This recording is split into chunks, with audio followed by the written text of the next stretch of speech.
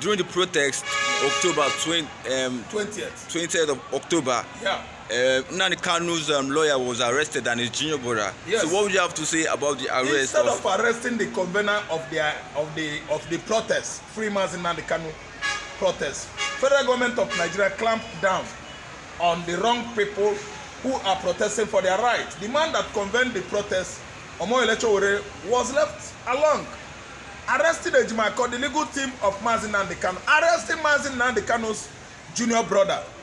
That is a travesty of justice and law. Because instead of arresting someone that actually initiated the protest himself, that is OMOYELE, Nigerian government arrested Aloysius Ejimako, the leader of Mazi Nnamdi Kanu's legal team.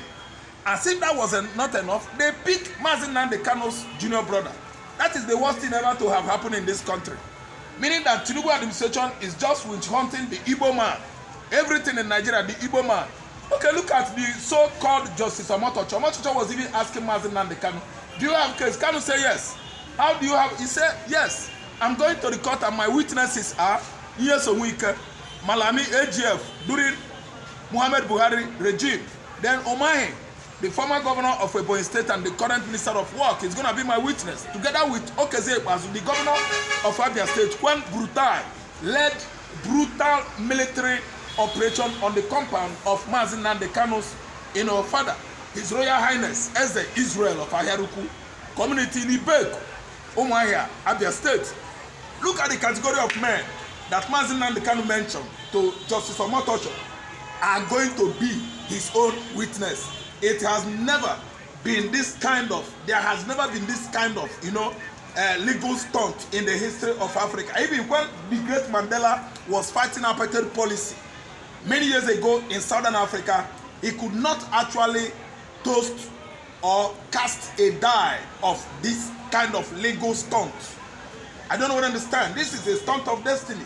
This is a really torment of destiny, legal destiny of this country. The court and the judiciary of Nigeria is on the line here because Kanu has actually started the game, indicating that he is one of the brightest man, Pan-Africanist currently in the world. Look at, is Malami going to appear in the court? Is Nyesom Wike, a brutal animal, going to appear in the court? Whom of course the whole Nigeria know is a very wicked man. What about the man that was governor of Abia State when over 38 boys, RPOB boys, living with Mazi Nnamdi Kanu in his father's compound, palace, were killed by the then chief of army staff? Yes, Brutai, Abubakar Brutai, or whatever he called himself. And that was during the illegitimate administration of Muhammad Buhari, who did not win election actually. He rigged Jonathan out and made himself emperor over Nigerians.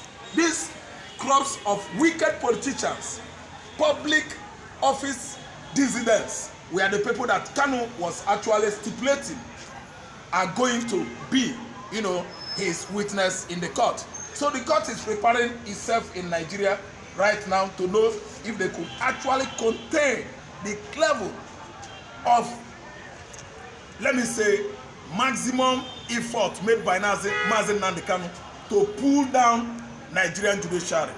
This is going to be the last straw that is going to break the camel's back, because we know, of course, Okeze Ikpeazu is indicted after being the governor of Abia State. Abia State for good 8 years, nothing to show. Public funds in that state were disappeared, uncounted for. What about Nyesom Wike, the man that actually led the legal onslaught that actually toppled the regime or administration of Fubara Similaye, a man that was democratically elected by the Riverines in Port Harcourt, River State, was just ousted from power by the current administration. They ousted him and they installed a military administration in River State that lasted for 6 months.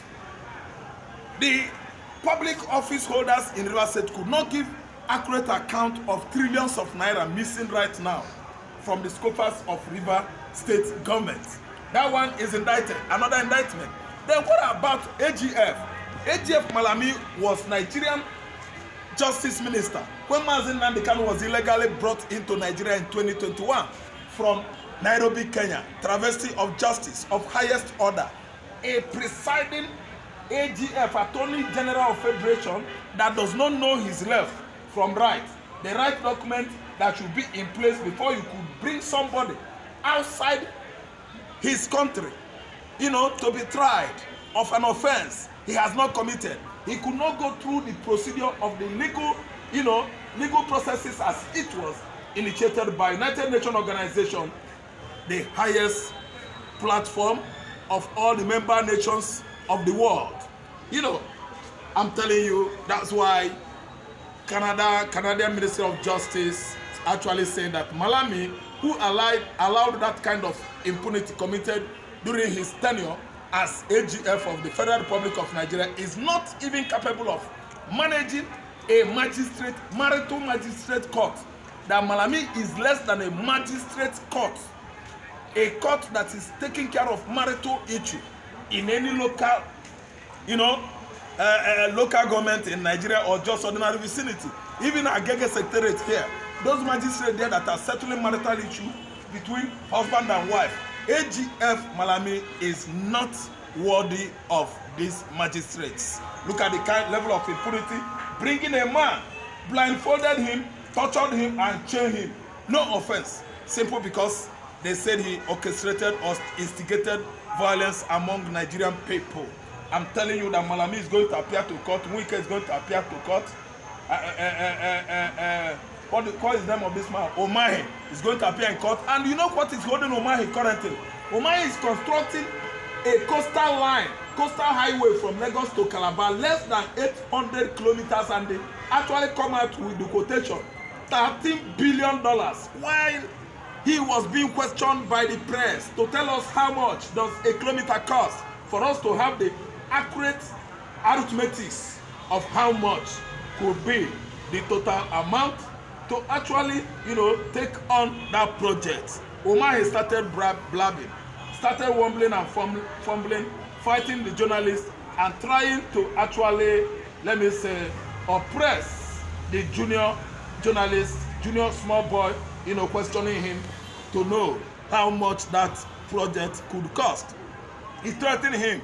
He reported the small boy to Bola Ahmed Tinubu. Imagine that kind of level of impunity and quackery in the public places in Nigeria. He is going to court as well. The whole witnesses appointed by Mazi Nnamdi Kanu'S to confront him in the court are all public officers that were indicted by one misappropriation of public fund or the other. You see the fund there, and the AGF is going, Wike is going, Okeze Bazu is going. All of them, their hands are not clean. And as I'm talking to you now, the former Nigerian president Obasanjo is laughing, warning Tinubu that he should leave the innocent boy of destiny, Mazi Nnamdi Kanu'S, to go on his way instead of denting Nigeria international local image. The young boy, you see, the young man is more intelligent than the entire judiciary apparatus of Nigeria.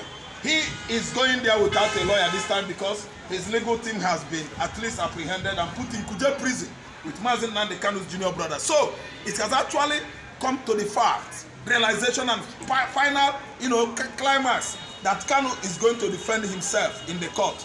No lawyer, nobody, no legal team. He has stood out to actually inform the whole world that he could start Nigeria judiciary. Omotocho James, as representative of Nigeria Federation and all their legal team, only Kanu is going to take it on them, with the rest of the wicked witnesses that are coming forward to challenge him in the court. He is the one that is challenging them, and I believe Kanu is going to torment life out of these people. It is no news to us that Igbo nation has been a subject of attack each and every administration that comes and goes in Nigeria.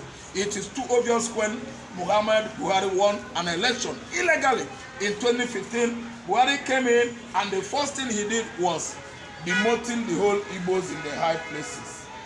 Yes, removing the Director General of Immigration, an Igbo man, bringing him down, filling him with a Fulani man. Remove the custom officer at the Tinkan Island there, filling him that position with a Fulani man. Demoting all the Igbo officers and fill all those public agencies with persons from Fulani extraction. Even Ibe Ukachukwu, that he was made Minister of Petroleum, was a Minister of Petroleum For what? For state, not direct Ministry of Petroleum. And when we ask him why this man, why Buhari, why this illiterate president that has not gone to school, why this certificate-less president whose documents were not even indicated that he attended secondary school, why are you doing this? He rebuffed us, asking us, say, what, waiting Igbo want again, waiting Igbo man want again. Igbo man saved Biafra. Ojukwu said there is no Biafra. Nagi na nagi there. Lesson and listen good. Buhari, you are dead and gone. You actually died in 2015, 2017. Sorry, that was February, March.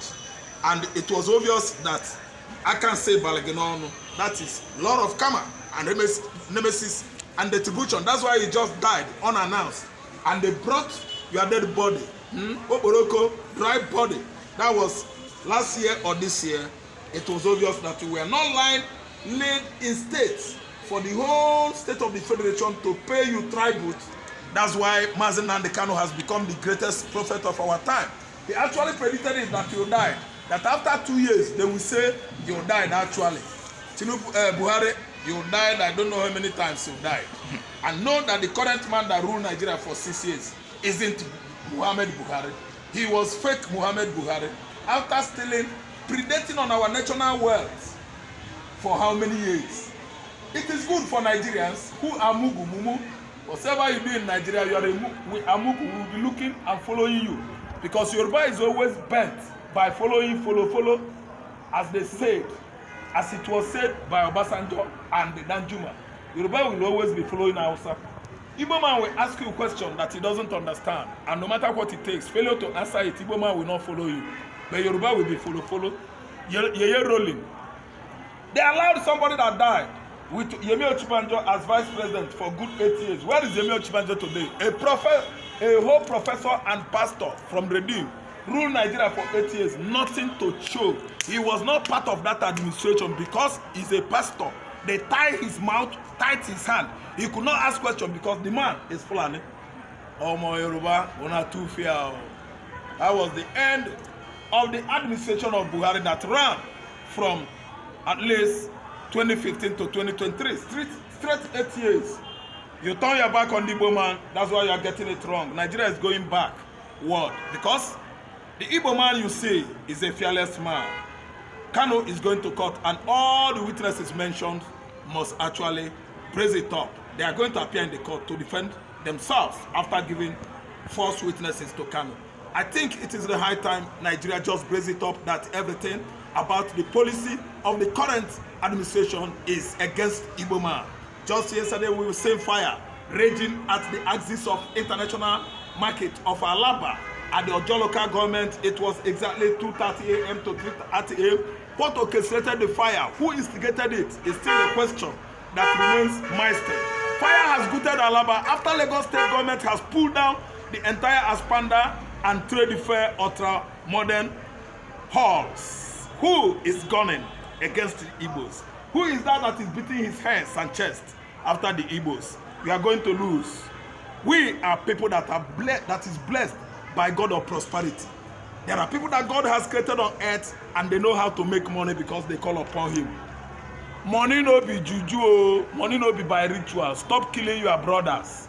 Igbo man they make money because of resilience. Igbo man know they do ritual. Make una know they kill on themselves. No be ritual, na destiny where God give them. Stop slaughtering your sisters. Say Igbo man na ritual money, na lie. Una go kill on yourself finish. My hand no dey. Thank you so much. Thank you.